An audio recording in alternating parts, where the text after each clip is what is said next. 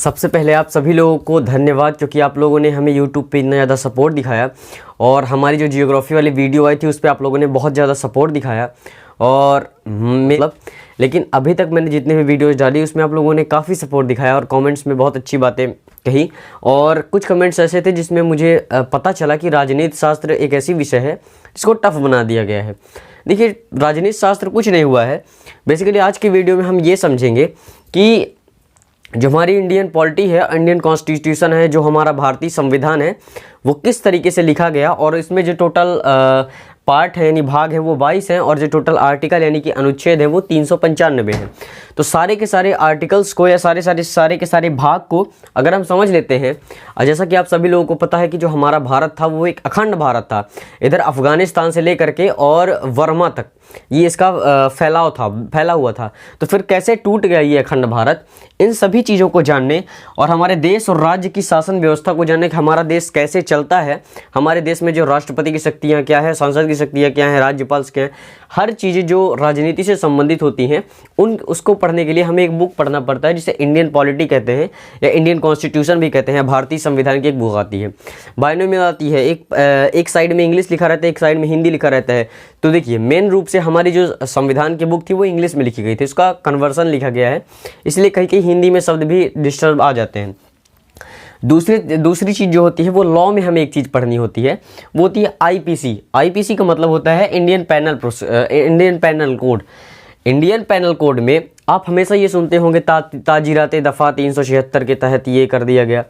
तो ये सारी चीज़ें जो कानून से संबंधित होती हैं या आईपीसी के अंतर्गत हम ये चीज़ें पढ़ते हैं कि हम जैसे कोई मुजरिम है, उसको पुलिस पकड़ के ले गई तो पुलिस उसके साथ कैसा बर्ताव करेगी, मारेगी, पीटेगी, वो जितने भी कदम उठाएगी, सारे के सारे जो कानून की बातें लिखी गई हैं वो इंडियन पैनल कोड के तहत इस बुक में लिखी गई है। और पीटने मारने के बाद जब मुजरिम को पकड़ लिया जाता है, इसके बाद जो पुलिस है वो उसको ले जाके कोर्ट में ढकेल देती है और इसके बाद जज साहब उससे बात करते हैं जो मुजरिम होता है। तो ये जो सारी चीज़ें होती हैं उसको हम CRPC कहते हैं, क्रिमिनल प्रोसीजर कोड। सो क्रिमिनल प्रोसीजर कोड के अंतर्गत हमें जज की सारी चीज़ें होती हैं। इसके जो पार्ट होते हैं उसको सेक्शन या धारा बोलते हैं और इंडियन पैनल कोड में भी जो सेक्शंस होते हैं उनको धारा बोलते हैं। और बेसिकली हम बात करेंगे इंडियन पॉलिटी में। जनरली आप जो बुक पढ़ते हैं, जैसे कि आपने कोई भी बुक पढ़ी, मैथ्स की एक बहुत ज़्यादा फेमस बुक है RS अग्रवाल की। तो जब आप RS अग्रवाल की बुक पढ़ते हैं तो उसमें कुछ ना कुछ चैप्टर्स होंगे। और जैसे कि मान लीजिए RS अग्रवाल की एक बहुत ही ज़्यादा फेमस बुक है, तो RS अग्रवाल की बुक में कुछ ना कुछ क्या होंगे, सब चैप्टर्स होंगे, चैप्टर्स होंगे। वो चैप्टर्स कितने पृष्ठ में होंगे या पेज में होंगे वो बुक्स में दिया रहता है, यही तो दिया रहता है। चैप्टर्स बुक कितने पेज में होंगे वो दिया रहेगा। जैसे कि मान लीजिए ये चैप्टर नंबर 1 दिया हुआ है 32 पेज में, 32वें पेज में जाओगे तो ये पेज तुमको ये चैप्टर मिल जाएगा। यही होता है। जैसे हमें राष्ट्रपति के बारे में पूछ दिया कि राष्ट्रपति का वर्णन किस अनुच्छेद में किया गया है। मान लीजिए आप असेंबली में बैठे हुए हैं तो आपको वहाँ पे पढ़ना, तो आप किताब का पेज तो पलटाने नहीं लगेंगे, आपको सारी नॉलेज होनी चाहिए ना राजनीति पॉलिटी के बारे में, तो अनुच्छेद में किया गया है। तो जब आपको मालूम रहेगा तो आप ये कर लेंगे। अब आज के दिन हम सारे भाग तो कन्वर्ट नहीं करेंगे क्योंकि 22 भाग है, ज़्यादा कुछ नहीं है। जिस पॉलिटी को जितना ज़्यादा कठिन बना दिया जाता है उतनी पॉलिटी कठिन है नहीं। इसमें टोटल 22 भाग हैं और इन्हीं 22 भाग के अंदर हमें सारा का सारा ये जो हमारा कॉन्स्टिट्यूशन है उसको हम समझ लेंगे। तो आइए अब समझते हैं भागों के बारे में। मैंने आपसे पहले ही बता दिया कि जो हमारा संविधान था, हमारा कॉन्स्टिट्यूशन था, वो इंग्लिश में लिखा गया था, इसका कन्वर्जन किया गया है हिंदी में।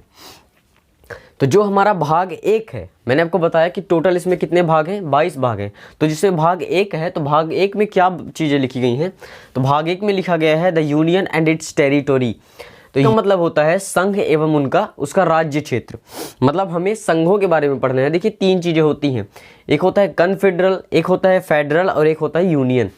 कॉन्फेडरल का मतलब होता है परिसंघ, फेडरल का मतलब होता है संघ और यूनियन का मतलब भी होता है संघ। अब देखिए, फेडरल का मतलब भी हिंदी में संघ ही होता है और यूनियन का मतलब भी हिंदी में संघ ही होता है। लेकिन यहाँ पे जो मैं आपको इनको बाद में समझाता हूँ। देखिए, ये जो हमारा भाग 1 है, इसमें मैंने आपको बताया कि जैसे RS अग्रवाल में कुछ चैप्टर्स थे, उन चैप्टर्स को कितने पेज में रखा गया है उसको उस किताब में बताया गया था। इसी तरीके से जो हमारा भाग 1 है उसमें भी वो कुछ पेज में लिखा हुआ है ना, कुछ ही बातें लिखी हो गई। 395 अनुच्छेद तो लिखे नहीं, आर्टिकल्स लिखे नहीं होंगे। तो जो हमारा भाग 1 है उसमें 1 से लेकर के 4 तक के जितने भी आर्टिकल्स हैं वो लिखे गए हैं और उनको आज हम समझेंगे। तो जो हमारा फर्स्ट आर्टिकल है उसमें कुछ चीज़ें लिखी गई हैं जिनको मैंने ABC करके लिख दिया गया है। तो जो हमारा आर्टिकल फर्स्ट है उसमें ये चीज़ लिखी गई है कि भारत राज्यों का एक संघ है, और संघ को मैंने यहाँ पे यूनियन में दर्शाया हुआ है, यूनियन। तो यूनियन क्या होता है? देखिए, कन्फेडरल वो होता है जिसे आसानी से तोड़ा जा सकता है। वर्तमान में कन्फेडरल की संख्या अभी नहीं है जिसे तोड़ा जा सकता है, लेकिन फेडरल आप अब अमेरिका को ले लीजिए। अमेरिका के जितने भी राज्य हैं वहाँ का संविधान अलग है। वो आपस में चाहें तो समझौता, अगर उनके बीच में एक समझौता है, अगर वो समझौता टूट गया तो वहाँ के जितने भी राज्य हैं वो टूट जाएंगे। तो इस टाइप के जो इन टाइप के जो समझौते से बना होता है उसे फेडरल कहते हैं। जैसे आप टेक्सास है, जॉर्जिया है, अमेरिका के राज्यों को, तो वहाँ के संविधान और फ्लैग्स, झंडे वगैरह अलग हैं। यहाँ स्क्रीन पे आप देख सकते हैं। तो इस टाइप का जो होता है उसे फेडरल कहते हैं। इसका मतलब संघ होता है, और यूनियन का मतलब होता है जिसे तोड़ा नहीं जा सकता है। तो जो फेडरल है वो पढ़े लिखे लोगों में सफल होता है, अनपढ़ लोगों में नहीं। तो जो हमारा भारत है वो क्या है? यूनियन है, राज्यों का एक यूनियन है। तो अब देखिए, यहाँ पे एक एक्सेप्शन था, जम्मू कश्मीर। 370 के तहत जम्मू कश्मीर का फ्लैग अलग था, जम्मू कश्मीर का संविधान अलग था। वो अपना एक अलग देश बनाना चाहते थे, खैर वो अलग मैटर है। लेकिन मोदी जी ने 370 हटा करके जम्मू कश्मीर को तोड़ दिया। लद्दाख और जम्मू कश्मीर 2 केंद्र शासित प्रदेश बन गए, ठीक है। तभी जाके वो कितने हो गए थे? 9 हो गए थे। लेकिन अभी यहाँ पे दादर और नगर हवेली और दमन और दीव को मिला करके 8 केंद्र शासित प्रदेश हो गए हैं, यूटी। तो जो हमारा दूसरे आर्टिकल में बात की गई है आर्टिकल नहीं, ये पहले आर्टिकल में दूसरी जो बात कही गई है कि राज्यों को अनुसूची फर्स्ट में लिखा गया है। तो देखिए, अनुसूची या शेड्यूल क्या होती है? तो जब आप कोई भी बुक, जैसे आप संविधान की बुक पढ़ेंगे तो उसके फर्स्ट पेज में ही, यहाँ पे स्क्रीन पे भी आपको दिख रहा होगा, जैसे ये तो भौतिक विज्ञान की बुक है, यहाँ पे आपको फर्स्ट में 3-4 पेज में कुछ अनुसूचियाँ दी हो गई हैं। हालांकि 12 अनुसूची होती हैं, संशोधन करके और अनुसूची बनाई जा सकती हैं। सारी बातें आज हम समझेंगे। तो यहाँ पे राज्यों को अनुसूची फर्स्ट में लिखा गया है, लेकिन आर्टिकल फर्स्ट है। लेकिन यहाँ पे देखिए, कॉल फॉरवर्ड किया जा रहा है कि राज्यों को अनुसूची फर्स्ट में लिखा गया है। ये बता रहा है, दिशा निर्देश कर रहा है कि अगर आपको राज्यों के बारे में जानना है, कितने राज्य हैं भाई, जैसे अभी सिक्किम को 16 मई को मिला लिया गया था, 16 मई 1975 को, तो उसको कहीं ना कहीं तो लिखेंगे ना कि वो हमारा राज्य है। जैसे मध्य प्रदेश के बारे में विवाद हो गया कि मध्य प्रदेश भारत का राज्य है ही नहीं, तो इसके लिए कहीं ना कहीं तो लिखा होना चाहिए ना। तो वो संविधान के फर्स्ट उसमें शेड्यूल या अनुसूची में लिखा गया है, तो ये यहाँ पे लिखा गया है। और जो आर्टिकल में तीसरी बात कही गई है वो ये है कि 3 तरह के क्षेत्र यहाँ पे होते हैं। जो फर्स्ट क्षेत्र होता है वो होता है राज्य। राज्य जो होता है वो जो हमारा राज्य होता है उसका क्षेत्रफल बड़ा होता है, वहाँ पे ज़्यादा लोग रहते हैं, ठीक है। और जो यूनियन टेरिटरी है वो केंद्र शासित प्रदेश होता है। वर्तमान में इसकी संख्या 8 है, और जो हमारा स्टेट है उसकी संख्या वर्तमान में 28 है। देखिए, तीसरी बात भी इसमें ये लिखी गई है, अर्चित क्षेत्र। जैसे मान लीजिए नेपाल या भूटान कोई भी देश है जिनमें आक्रमण कर दिया गया है और वो भारत के साथ मिलना चाहते हैं। देखिए, बुरा नहीं मानिएगा, लेकिन अगर वो मिलना चाहते हैं तो हम अगर उन्हें मिलाते हैं तो वो अर्जित क्षेत्र के तहत आ जाएंगे। इनकी वर्तमान में संख्या 0 है। तो भाग 1 समझ में आ गया, भाग 1 का फर्स्ट आर्टिकल समझ में आ गया। तो आइए आगे चलते हैं। तो देखिए, आप लोगों को भाग 1 के अंतर्गत अनुच्छेद 1 समझ में आ गया, आर्टिकल 1 समझ में आ गया। इसके बाद समझते हैं आर्टिकल 2। तो आर्टिकल 2 में ये लिखा गया है कि जैसे मान लीजिए कोई बाहर का, यानी हमारे भारत से दूसरे क्षेत्र का राज्य है। जैसे अभी सिक्किम था, तो सिक्किम क्या था कि सिक्किम तिब्बत के ऊपर स्थित है। यहाँ पे आप देख सकते हैं स्क्रीन पे, जो सिक्किम है वो तिब्बत के ऊपर स्थित है। और सिक्किम बहुत छोटा सा एक देश था। सिक्किम एक स्वतंत्र देश था, उसको 16 मई 1975 को मिला लिया गया था सिक्किम को। अभी समझते हैं इसके तहत। तो जो सिक्किम था उसके ऊपर तिब्बत स्थित था।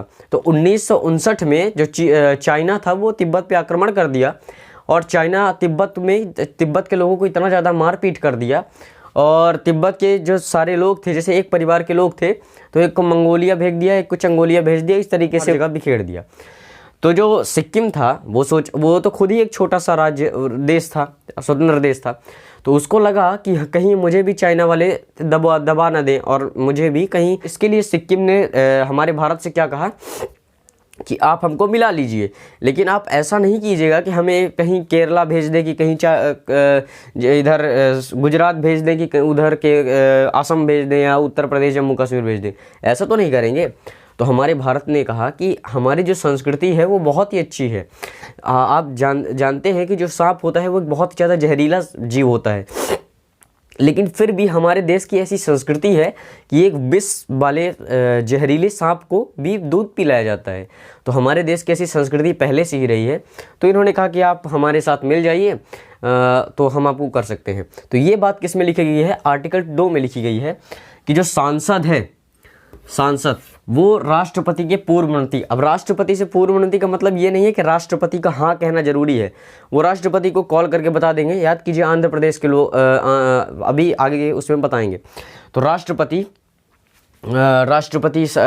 के पूर्व मंत्री, राष्ट्रपति को बस एक सूचना दे दी जाती है, छोटी सी यहाँ पे सूचना दी जाती है, किसी भी विदेशी राज्य को मिला रहे हैं, बस। और ना कह ही नहीं सकते। अगर राष्ट्रपति ना कह देंगे तो महाभियोग लग जाएगा आर्टिकल 61 के तहत। आर्टिकल 61 के तहत क्या हो जाएगा, और इसमें राष्ट्रपति में महाभियोग लग जाता है। तो वो चीज़ें आर्टिकल 61 में हम पहुँचेंगे तो सब समझ में आ जाएगा। अभी आपको समझ में आ रहा है कि नहीं? कमेंट्स में करके जरूर बताइएगा। तो किसी भी विदेशी राज्य को मिलाना है, कोई भी क्षेत्र है या राज्य है उसको मिलाना है, तो कौन से अनुच्छेद में लिखा गया है?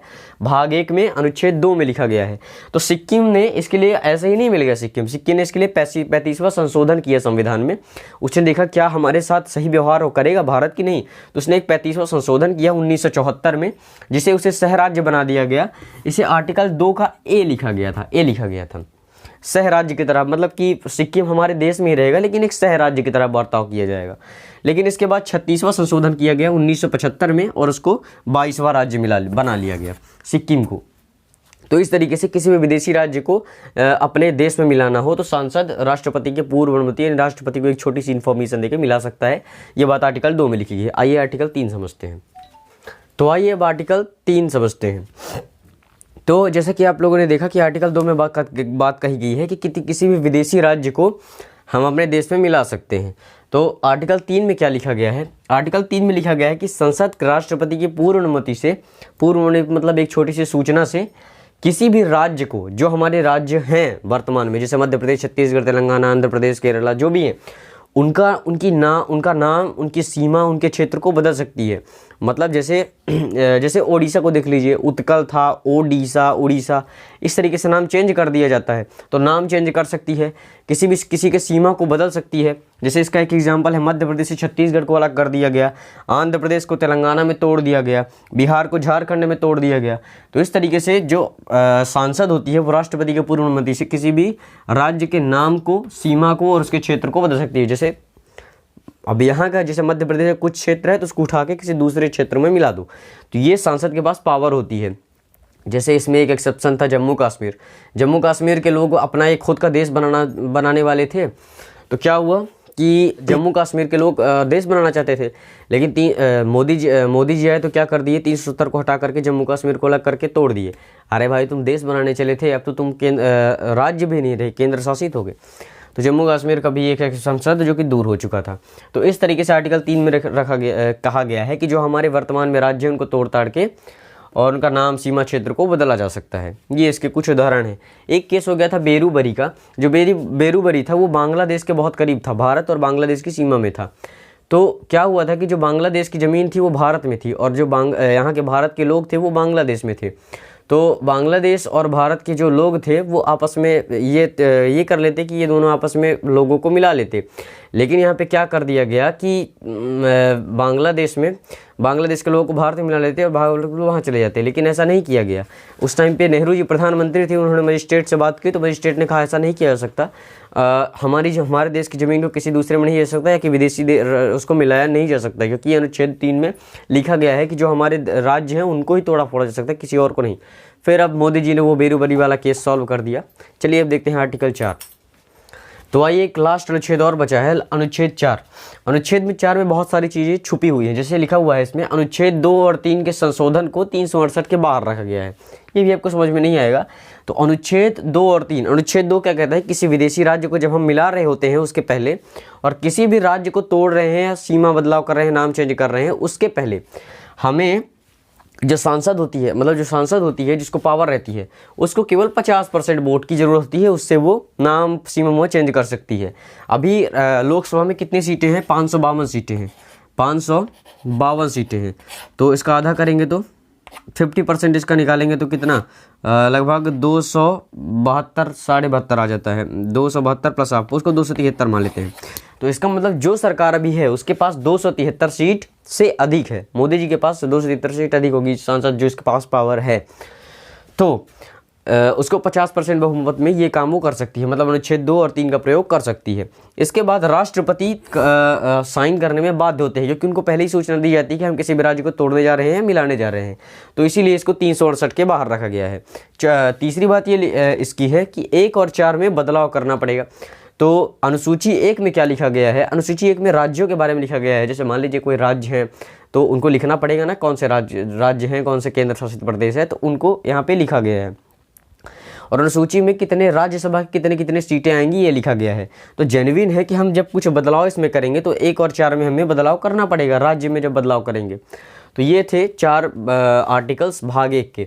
हमने आज भाग 1 समझ लिया। इसके बाद भाग 1 में जितने आर्टिकल्स है 1 से लेकर 4 तक वो सारे हमने समझ लिए। इसकी बाद वाली वीडियो में हम अखंड भारत को समझेंगे कि हमारा जो अखंड भारत था अफगानिस्तान से लेकर के और इधर वर्मा तक वो कैसे टूट गया। तो आज के लिए धन्यवाद, मिलते हैं अगली वीडियो में।